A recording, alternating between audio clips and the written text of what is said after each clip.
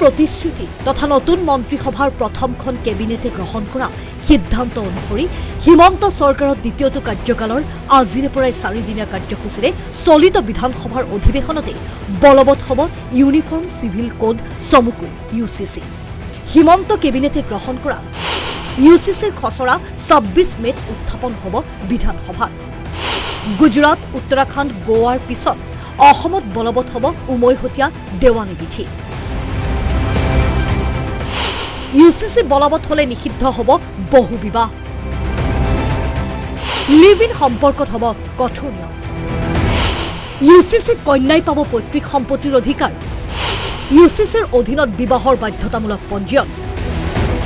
বিবাহ বিচ্ছেদ সম্পৰ্কীয় নিয়ম UCCৰ অধীনতে হ'ব। জাতি জনগোষ্ঠীৰ লগতে জনজাতীয় লোকৰ পৰম্পৰাক অটুট ৰাখি হিমন্ত চৰকাৰে বিধানসভাত দাখিল কৰিবলগীয়া UCCক লৈ স্পষ্ট স্থিতি বিধায়ক পল্লৱ লোচন দাসৰ লগতে দেৰগাঁও বিধায়ক ডক্টৰ মৃদুল দত্তৰ। UCCয়ে ৰাজ্যবাসীৰ অধিকাৰৰ লগতে জাতি জনগোষ্ঠী তথা জনজাতীয় লোকৰ অধিকাৰ কিদৰে সুৰক্ষিত কৰিব তাৰ ওপৰতো মন্তব্য NDAৰ বহুকেইজন বিধায়কৰ। UCC আমাৰ সমাজৰ বাবে, ৰাজ্যখনৰ বাবে, দেশখনৰ বাবে প্ৰয়োজন।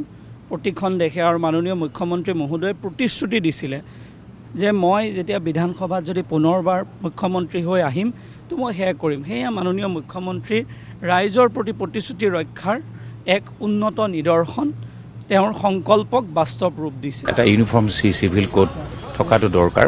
প্ৰায় পৃথিৱীৰ প্ৰায় সকলো দেশতেই এইটো আছে, মাত্ৰ ভাৰতবৰ্ষকে ধৰি 2-এখন দেশতে এইটো নাই। সেইকাৰণে এইটো এটা আদৰণীয় পদক্ষেপ। UCCৰ বিৰুদ্ধাচৰণ বিৰোধী বিধায়কৰ। UCC অনাৰ এই সময় সঠিক সময় নহয়। আমি UCC আনিম, দুদিনৰ পিছত আনো, কি অসুবিধা আছে? UCC দুদিনৰ পাছত আনো, কিন্তু প্ৰথমতে আমি অৰ্থনৈতিক সংকটৰ ওপৰত কথা পাতোঁ। এই চৰকাৰক যাতে কোনো পধ্যে বিপথে পৰিচালিত হ'ব নোৱাৰে তাৰ কাৰণে আমি যুদ্ধ কৰিম। মুখ্যমন্ত্ৰীয়ে উত্তৰাখণ্ড, গুজৰাটৰ গোৱাৰ দৰে অসমতো উমৈহতীয়া দেৱানী বিধি বলবৎ কৰিবলৈ ওলোৱা কাৰ্যক উভতি ধৰিছে কংগ্ৰেছী বিধায়ক ৰেকিবুদ্দিন আহমেদ আৰু জাকিৰ হুছেইন সিকদাৰে। UCC বলবৎ কৰাৰ পিছত অসমত কি লাভান্বিত হ'ব অসমৰ ৰাইজ, এই কথা ৰাজ্য চৰকাৰে জনাব লাগিব। গতিকে আমাৰ একেবাৰে স্পষ্ট কথা, অসমৰ অসমীয়া জাতিৰ স্বাৰ্থত এই চৰকাৰে ভাল কাম কৰিলে সমৰ্থন জনাম। অসমৰ অসমীয়া জাতিৰ যদি কিবা বেয়া হয় তাৰ বিৰুদ্ধে সবল প্ৰতিবাদ হ'ব। 19 জনৰে কণ্ঠ 102 জনতকৈ ওপৰত থাকিব। UCCৰ ক্ষেত্ৰত আমাৰ এটা জাতিক মাৰাৰ যিটো পৰিকল্পনা আছে তাৰ ভাৰতীয় জাতীয় কংগ্ৰেছে বিৰোধিতা কৰিব। আনহাতে তৃণমূল কংগ্ৰেছৰ বিধায়ক শ্বেৰমান আলীৰো UCCক লৈ তীব্ৰ বিৰোধিতা। হিমন্ত চৰকাৰৰ UCCৰ ৰহস্য শ্বেৰমানৰ মুখত।